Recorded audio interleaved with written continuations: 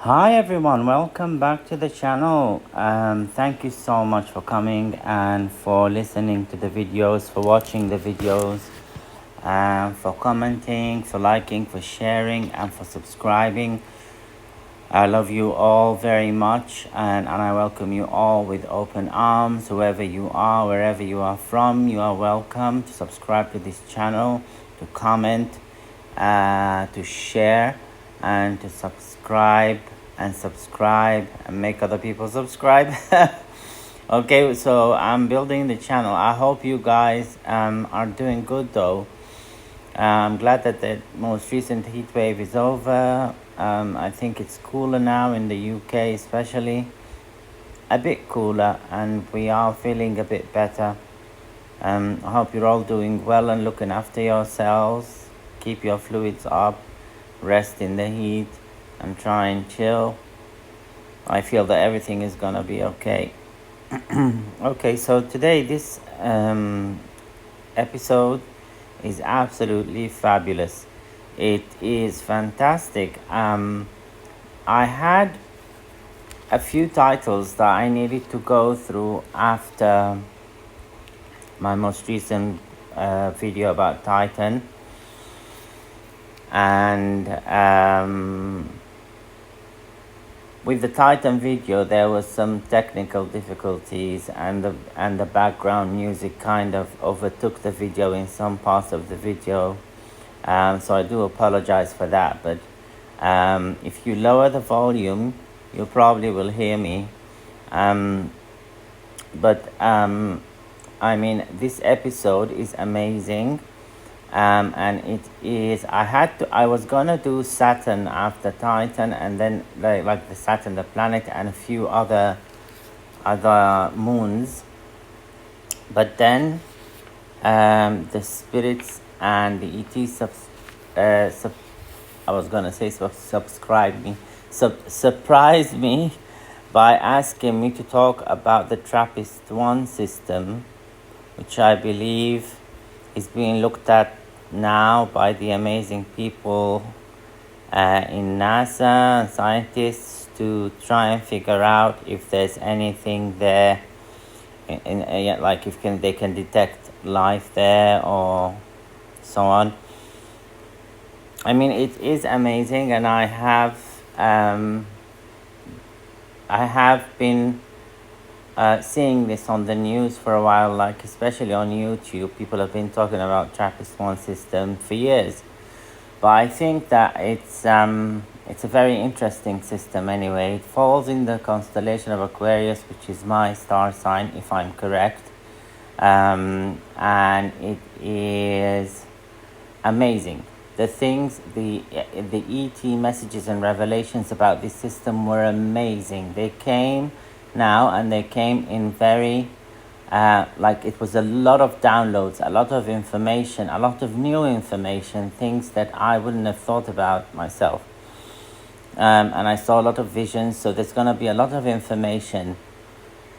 They have asked me to cover specific planets in that system, not all of them, even though life could be present beyond the planets that I will cover. But they focused on the 3 ones with sentient life, I think, because they felt that they're worth giving a message about, and for people to hear the message and to understand what's going on there, and so on. So I'm going to start by talking about Trappist 1E. Okay, so there's something that I need to tell you guys about this that's important. I'm going to talk about Trappist E, F, and G.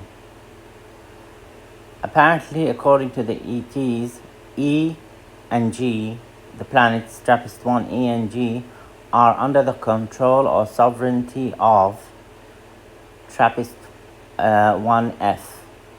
Okay, so the one in the middle is where government or royalty or kings lie. These are, they said a king.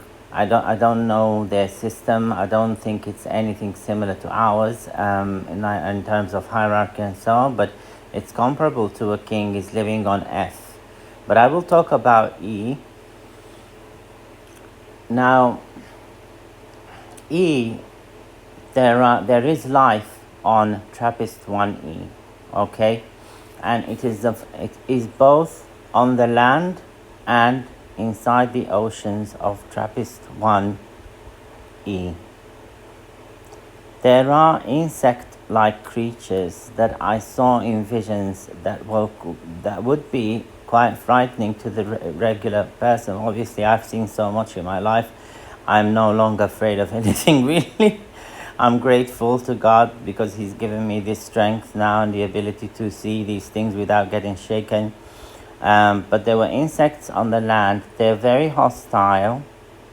They live on the land part of Trappist 1E. They're very hostile. They are not bipedal, but I saw one of them standing on a cliff on its hind legs. It had many legs. It was like an insect. Unfortunately, I didn't stand in the vision enough to count the legs, but they were several. I would say 10 legs or something like that, 5 on each side probably. I'm not 100% sure. I think one day people will know these things for a fact, so I don't want to commit myself to anything unless I'm sure about what I've seen. Obviously, this is my experience from my point of view, and people are free to take or leave whatever they, whatever they want with regards to this. Okay, it's not trying to manipulate anyone or change anyone's mind about anything, but it's just giving information. And from my experience and my communication with the ET groups that are in the UFOs that you see in my videos, they are wonderful, amazing, according to them. And I believe they give me correct information because they've given me information about other things and it turned out to be right. If you look at my predictions, on the channel, they're starting to come true. Some of them unfortunately are a bit sad, but they are coming true. And I am grateful to be reassured that we are going through some kind of awakening, and the planet is going through it according to them, and then after that things will be peaceful and beautiful. So I tend to digress, but this is like, sometimes because they are influencing me and I can feel them communicating with me at the moment, trying to tell me to say certain things. Now, like I said, the insects are hostile. They are not bipedal, but I saw one of them standing on the cliff. It looked quite large. And very high when it was standing, probably around 7 feet or so. And it had these big wings that were very dark in color, but the belly of it was a bit lighter. Funnily enough, I got this vision, I got it in black and white, or I don't know, maybe I saw it in a gray part of the planet, but it was like almost like black and white. Or maybe this is actually the color of the insect itself. It's not like too colorful. But it was standing up. Now there are also ocean creatures which are very peaceful inside the oceans. And they are part of the ecosystem there.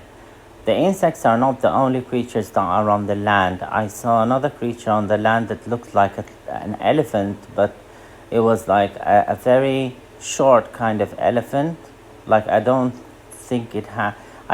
see any legs. It was very close to the ground and bulky.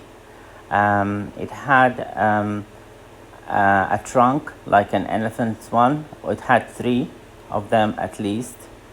I think it was 4, 5 or 6, I'm not sure, but I just saw it for a split moment there in my vision. And this one had these, they're like the trunks, but they're very thin and long and they can reach out. It was standing behind that insect on the cliff trying to kind of check the insect out, I think. And this one it was very, it looked, it looked a bit like a polar bear. It was very white in color. Didn't have any hair though. It was just its actual color was white for some reason. The trunks were a bit darker than the body, these three ones. Now, the ocean creatures are, like I said, are peaceful. But there's anything in the ocean, many of them are peaceful, but they're also part of the ecosystem. Some of them are carnivorous, and they feed on other living things, basically. They're inside the ocean, quite large. They look like whales, but they are not whales. There's some kind of other creature there. And this creature that looked like a whale, it had these devices. It's like parts of its body anyway that would extend outside of the water and capture the insects were flying. What I saw was one of the insects was flying over the water at great speed, because they have somehow evolved to be able to catch things from the water as well. And then this large thing came and gave, and caught that insect, and it was such an amazing, it looked like so majestic. It was a fight between two living things that I've never seen before, and somehow the one in the water was so large and heavy that it managed to pull the insect out of the air into the water, and I didn't see the insect as well. I'm assuming the insect has been eaten. But it is what it is, and I'm just reporting what I'm seeing. It's like, it was crazy. I was like, wow, this is interesting. The insects were a bit like, I don't know, they had a humanoid element to them, but they were also insects. So I didn't understand exactly what they were, but that's the best I can describe them. Now, the insects themselves, the ETs likened them to cockroaches on Earth, but on a much bigger scale. So with much other modifications that make them a bit more dangerous than cockroaches. Obviously, I think cockroaches are kind of harmless here, but that thing that developed, the wings definitely looked like cockroach wings, but in a bigger and stronger way. And they were much bigger than the insect itself. Now, they have a very large wingspan, and they are intelligent enough to inflict harm purposefully on other creatures. They do eat many aquatic creatures, but that one just, kind of got its karma when it went to get the little creatures from the ocean, and it was eaten by something bigger. Now, there are, on the planet, on the surface, I'm going back to the land now. The next thing they showed me was the land. On the surface of the planet, there were big trenches of land with dinosaur-like creatures, very dangerous, but the carnivorous dinosaurs though. The insects were living higher up in the mountains, in the higher places of the trenches, and they had, I saw, it was like a tropical forest basically, and I saw like cocoons hanging and stuff like that. The light was not too bright. It was like, I would say, like an afternoon light here on Earth. But it was so beautiful. It was beautiful because there's many plants, there's many things like the plants that we have here, the tropical plants that looked quite interesting and very complex and colorful. But the insects themselves were very dull. Even the cocoons, they looked like, the best thing I could describe it as like a dry date. But the date is like dark in color, a bit dark in color. It's very like wrinkled on the outside, and it's got like kind of a diamond shape to it, very sharp shapes. And these things, and it's hanging with something very strong. It was hanging from the trees, from the mountains, from everywhere, like with these very strong, like rope-like things. They were smooth though. They were not like, there was no like twists and turns like ropes. It was very smooth coming down to this cocoon. Now, the this planet 1E, Trappist 1E, is the least developed of all the planets. Okay, there.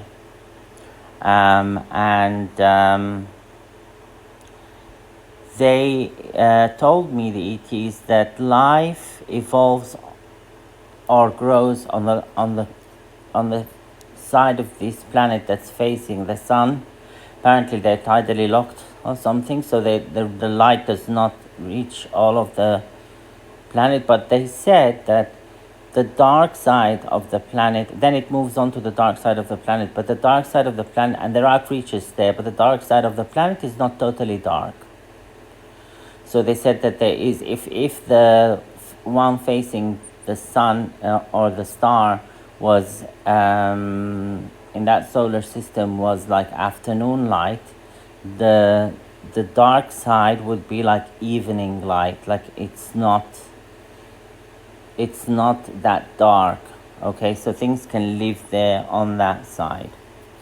So that is Trappist 1E. It is the least developed of all of the system. Now, like I said, they are controlled by the sovereignty of Trappist F1F, because there is a king on they are the most intelligent on Trappist 1F. They are humanoid and they are giants. I would say 10 to 12 feet. There is aquatic and non-aquatic life on Trappist 1F.